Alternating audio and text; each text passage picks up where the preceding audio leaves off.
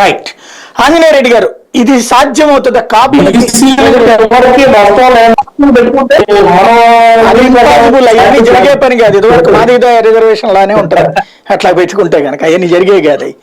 Right. Anjaneya Reddy గారు సాయి గారు చెప్పండి చెప్పండి. అంటే ఇప్పుడు ఎజెండా కాపు అన్న కాన్సెప్ట్ మీదకి వెళ్తే రిజర్వేషన్ అన్న పదం మొన్ననే వచ్చింది కాబట్టి కాపు రిజర్వేషన్స్ బీసీలకి నష్టం జరగకుండా అడిషనల్ గా ఇప్పుడు మొన్న ఓబీసీలకు ఇచ్చినట్టుగా కానీ, లేకపోతే ఇంతకుముందు చంద్రబాబు గారు దిగిపోయే ముందు ఓబీసీలకు ఇచ్చినటువంటి రిజర్వేషన్లలో 5% కాపులకు అని చెప్పి రిజర్వ్ చేశారు. అవి సాధ్యం అవుతుందా ఇప్పుడు? సాయి గారు, ఒకటి దుగరాజు గారు చాలా స్పష్టంగా ఏం చెప్పారంటే, గత చరిత్రలో ఒకసారి మనం గుర్తు చేసుకున్నాము. ఈ కులాలను రెచ్చగొట్టే ప్రయత్నంలో మనం వెళితే ప్రమాదం ఉంది. పవన్ కళ్యాణ్ గారి నుంచి నేను చాలా ఎక్స్పెక్ట్ చేశాను. కానీ ఇప్పుడు ఈ టర్న్ తీసుకోవడం ఏదైతే ఉందో అది వారు ప్రస్తావించారు. వారు అనలిస్ట్ గా వారికి ఆ హక్కు ఉంది, గత అనుభవం దృష్టిలో పెడుతూ. ఒకటి. రెండోది, నాకు ముందు మిత్రులు మాట్లాడుతూ మాకే కులపించలేదు, మిగతా వాళ్ళందరూ కూడా కులపించింది అని అనడం ఏదైతే ఉందో అది ఏమాత్రం సమంజసం కాదు. నాకు తెలిసి నేను రాజకీయాల్లో ఉంటున్నాను, ఏ రాజకీయ నాయకుడు కూడా కులపిచ్చి బట్టి కేవలం తాత్కాలికంగా, ఎందుకంటే రాజకీయ లబ్ధి పొందడం కోసం కులాన్ని రెచ్చగొట్టు తప్ప నిజానికే కులం మీద పేరు ప్రేమ కులపిచ్చి ఉంటుంది అనుకోవడం లేదు. నా వెంకయ్యనాయుడు గారు అనేక సందర్భాల్లో చెప్పారు, ఏ రాజకీయ నాయకుడు కూడా కులం పిచ్చి అంటే అది ప్రమేయం, కుర్చీ పిచ్చి ఉంటుంది. ఆ కుర్చీ కోసము తాత్కాలికంగా కులాలను రెచ్చగొట్టొచ్చామని చెప్పారు. కాబట్టి ఎవరు కూడా, ఏ నాయకుడు కూడా, ఒకటి రెండు సోషల్ ఇంజనీరింగ్ అవసరం. అన్ని కులాలకి పరిపాలన బాధ్యత ఉండేటట్టుగా లేదా బెనిఫిట్స్ లో భాగస్వాములు అయ్యేటట్టుగా సోషల్ ఇంజనీరింగ్ విషయంలో ఎవరికి అనుమానం లేదు. కానీ ఒక కులమే డామినేట్ చేసి మొత్తం వ్యవహారం నడపాలా, ప్రభుత్వాలు నడపాలంటే అది ఆచరణ యోగ్యమైందని నేను అనుకోవడం. ఒకటి. రెండోది, మీరు కాపు రిజర్వేషన్ గురించి చెప్పారు. ఎస్, చంద్రబాబు నాయుడు గారు ఉన్నప్పుడు ఆయన ఎవరినో తీసుకొచ్చి దాని మీద పెద్ద ఎక్సర్సైజ్ చేశారు. లాస్ట్ ఆ నివేదికలో ఆయన సంతకం లేకుండా నివేదిక వెళ్ళిందని కూడా మనం అనేక సందర్భాల్లో వార్తలు విన్నాము.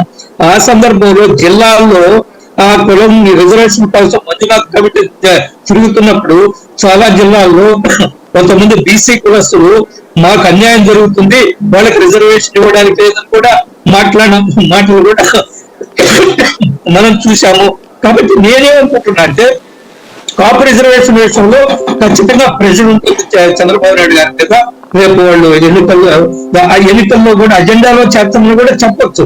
ఎందువల్లంటే ముద్రగడ పద్మనాభం గారు ఒకప్పుడు ఆ కులాన్ని గురించి కూడా ఉద్యమాలు చేస్తున్నాడు కదా, మన ఇందాక అనుకున్న ఉద్యమ నాయకులు అనుకున్నాం కదా.